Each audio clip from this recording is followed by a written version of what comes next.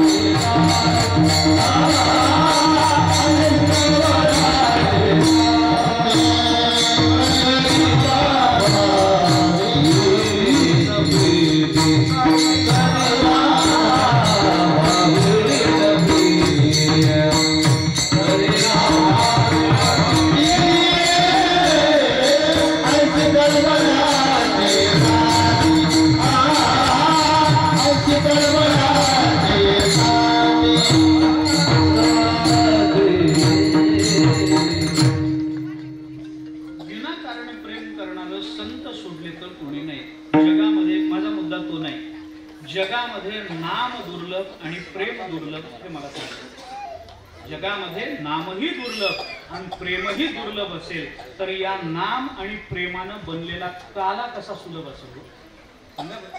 काला ही सोपी गोष्ट नाही. म्हणून या काल्याचं कौतुक आहे. तुका म्हणे भूमंडळी आम्ही बळी वीरगाडे. सोपा नाही महाराज काला. काला कुणाला, काला कसा, काला कोण, या सगळ्या गोष्टीला तत्वज्ञानाच्या दृष्टीनं आणि भक्तिशास्त्राच्या दृष्टीनं महत्व आहे.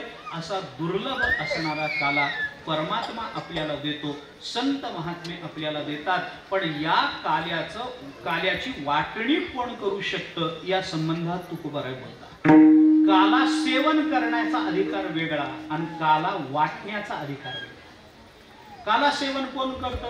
अरे जवळ जवळ सगळ्यांना काला सेवन करण्याचा अधिकार.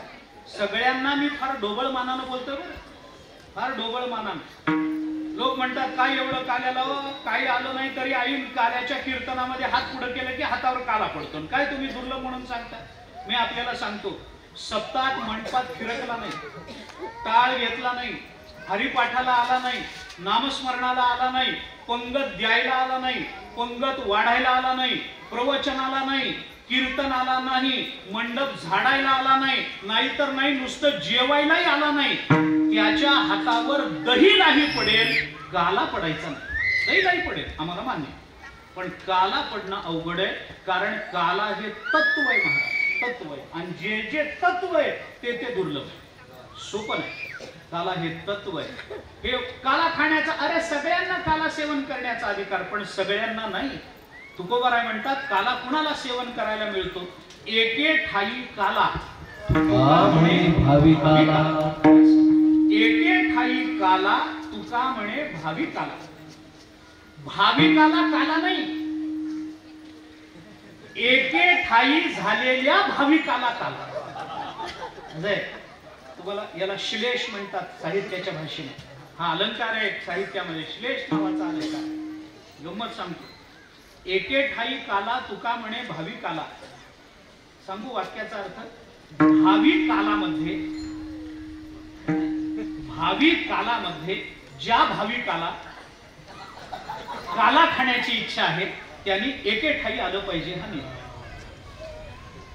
त्यांनी एके ठाई आलं पाहिजे. चला वळू गारे, चला वळू गारे, चला वळू गारे, चला वळू गारे, चला वळू गारे, चला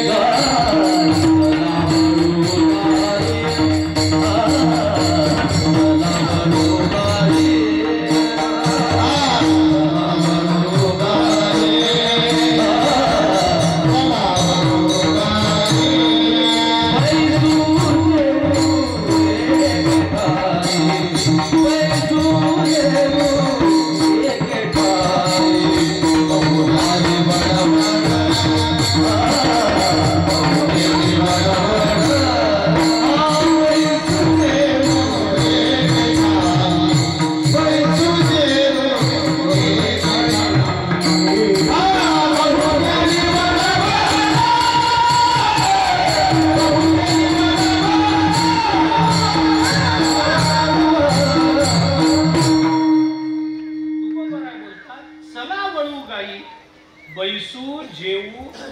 एके ठाई बैसू जेऊ तरच काला मिळतो. एके ठाई काला तुका म्हणे भाविकाला काला मिळतो. आणि सगळेच भाविक असतील याची शाश्वती नाही. जरी असले ज्ञानोबरांच्या नियमाप्रमाणे मनुष्य जात सकळ स्वभावताच भजनशील झाले असती केवळ माझ्याची ठाई, हे जरी ज्ञानोबराय बोलले असले तरी सगळे जरी भाविक असले तरी एके ठाई झालेले नसतात. म्हणून चला वळू गाई बैसू. चला वळू गाई म्हणजे आता गाई वळायच्या म्हणजे काय वगैरे याचा विचार करायचं कारण नाही. हो, गाई वळूला म्हणाल्या चला असा नाही अर्थ, असा नाही अर्थ त्याचा बर का. चला नाहीतर तुम्ही वेगळा अर्थ लावाल त्याचा, असं काही नाही. चला वळू गाई, आपण गाई वळू. चला गाई वळू आणि मग काय करू, बैसू जेऊ एके ठाई आलेल्याला काला मिळतो. म्हणून एके ठाई काला तुका म्हणे भाविकाला. काला सेवन करणारा वर्ग वेगळा महाराज. ज्यांना संतांच्या मागे जाता येतं, ज्यांना संतांबरोबर राहता येतं, ज्यांच्यावर भगवंताची कृपा असते, त्यांना काला सेवन करण्याचा अधिकार आहे. सगळ्यांना तो सेवन करण्याचा अधिकार आहे. आजी देतो पोट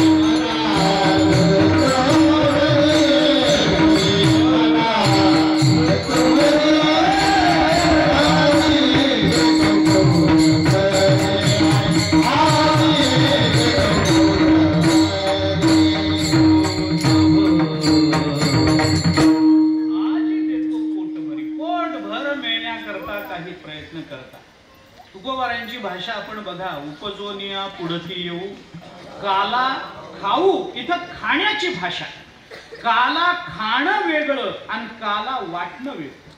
काला देण्याचा अधिकार सगळ्यांना नाही. काला देण्याचा अधिकार फक्त दोघांना. भानुदास गीतिगात प्रसाद देतो पंढरीनाथ. एक तर देवाने काला द्यावा, नाही तर मग एकच टाळी झाली. चंद्रभागे वाळवंटी माझा ज्ञानराज गोपाळ अशी राजा वाटली. नाहीतर ज्ञानोबरांनी काला वाटावा. एकतर काला वाटण्या, काला खाण्याचा अधिकार अनेकांना आहे, पण काला वाटण्याकरता दोघांचीच योजना आहे. एकतर देवाने काला वाटावा, नाहीतर संतांनी काला वाटावा. म्हणून काला वाटण्याकरता, वाटणं अवघड असतं महाराज. मिळवणं त्या मानानं सोपं असतं, पण वाटणं हे त्यापेक्षा अवघड असतं. मिळवणं सोपं आहे, स्वार्थाकरता कोण मिळवत नाही, पण स्वार्थ बाजूला ठेवून परमार्थाकरता कोण झटतं. आपण मुद्दा आहे. मिळालेलं जगाला देणं याच्याकरता एक वेगळी वृत्ती लागते. आपल्याला पटेल नाही तर न पटेल, पण परमार्थाची मूळ व्याख्या ही आहे. वेळ जाईल याच्यामध्ये, पण 1-2 मिनिटात सांगून जातो. मला काय मिळतं याच्यावर परमार्थ होत नाही महाराज, ठरत नाही.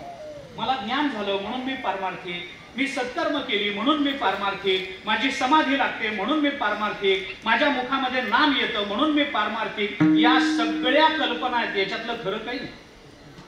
असं काही नसतं. माझ्या मुखाला कायम नाम येतं म्हणून मी पारमार्थिक आहे असं होत नाही. तो पारमार्थिक नाही. मला ज्ञान